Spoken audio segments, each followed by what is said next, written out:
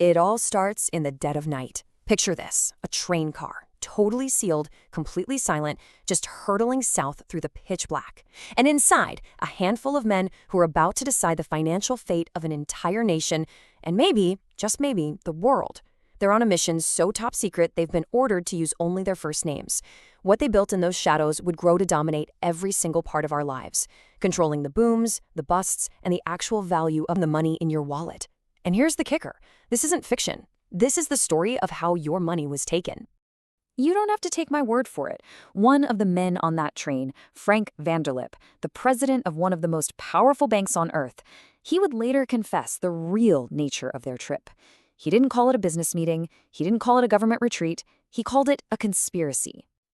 The year is 1910. From a quiet, secluded rail terminal in New Jersey, a private train car slips away into the night. On that train is a group of men who, together, represent about 1/4 of the entire world's wealth at that time. Let that sink in for a second. Their identities are so secret that even the train crew has no idea who they are. They're told to call each other only by their first names: Ben, Paul, Nelson. And their mission? Nothing less than to write the blueprint for a system that would hijack the American economy and put control of the entire nation's money supply into their hands. Welcome to Animeconomy.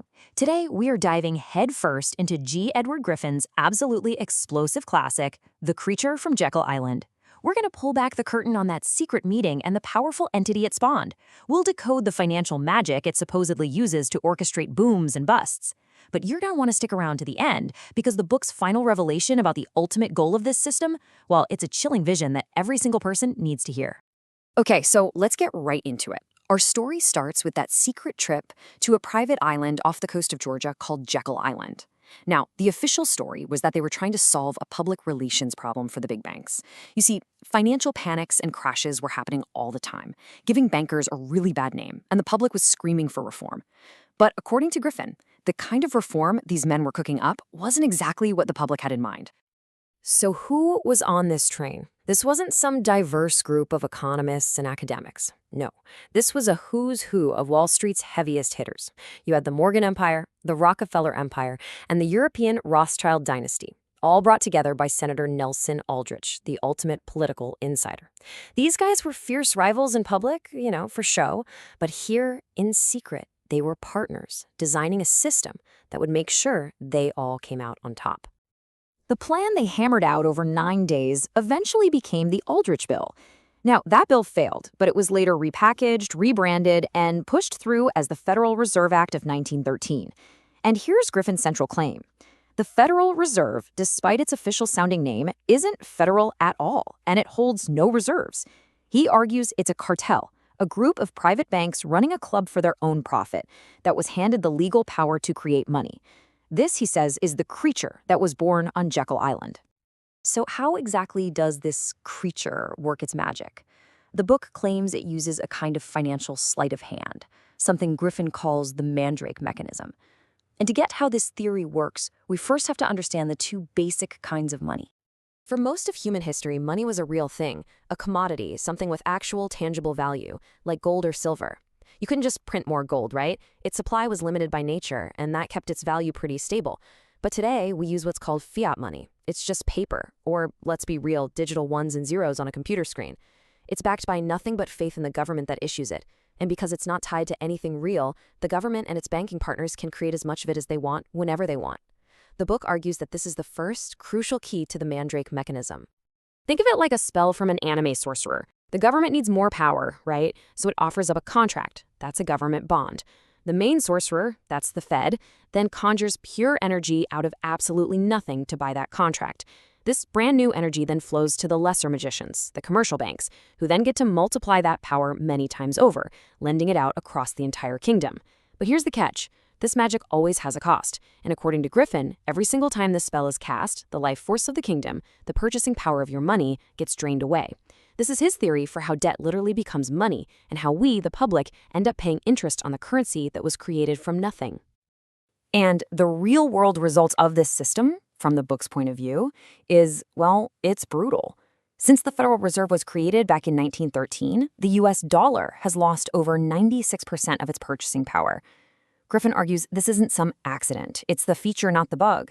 It's the unavoidable result of a system designed to constantly print more money, which acts as a hidden tax called inflation that slowly, silently steals the value of every dollar you've saved. So now we get to the part of the story where, according to the author, this whole mechanism gets weaponized. Griffin claims that the power to create money isn't just about money. It's the power to control the entire economy, to actually engineer cycles of boom and bust that systematically move wealth from the average person to a tiny, powerful elite. The book argues that this isn't random. It's a repeating playbook. First, the Fed floods the system with cheap, easy money. This creates a huge artificial boom. Everyone feels rich, right? Your stocks are up, your house value is soaring. Then, right when the party is at its absolute peak, the Fed pulls the rug out. They tighten the money supply, and the whole system crashes. In the chaos that follows, the financial insiders, who conveniently got out at the top, swoop in and buy up valuable assets, businesses, homes, from bankrupt people for pennies on the dollar. And the biggest players, they get a taxpayer bailout. Look, the most important part of this whole argument is that the system is supposedly designed with a safety net, but it's a safety net that only catches the powerful. When they gamble and win, they keep all the profits. But when their bets go bad and they lose big, the losses get passed on to you, the public, through government bailouts. It's a perfect system of heads they win, tails you lose. This is a powerful idea, and if you're finding this breakdown valuable, just take a quick second to like this explainer and maybe share it with someone who needs to see this perspective. So, we have to ask the big question the book poses. Are these endless cycles of crisis and bailouts that just happen to enrich the well-connected, are they just a long series of unfortunate accidents? Or are they a predictable feature of a system that was designed by the very people who benefit from it the most? And this brings us to the final and most shocking piece of the puzzle, the ultimate goal that Griffin alleges in his book. He argues that controlling one nation's money is just step one. The real endgame, in his view, is to control the money of all nations. Griffin uses quotes like this one, attributed to David Rockefeller, an absolute giant in international finance, to argue that there is a conscious, long-term plan in motion, a plan to move beyond the idea of individual countries and create one single, globally integrated system of financial and political control. So here's the author's theory.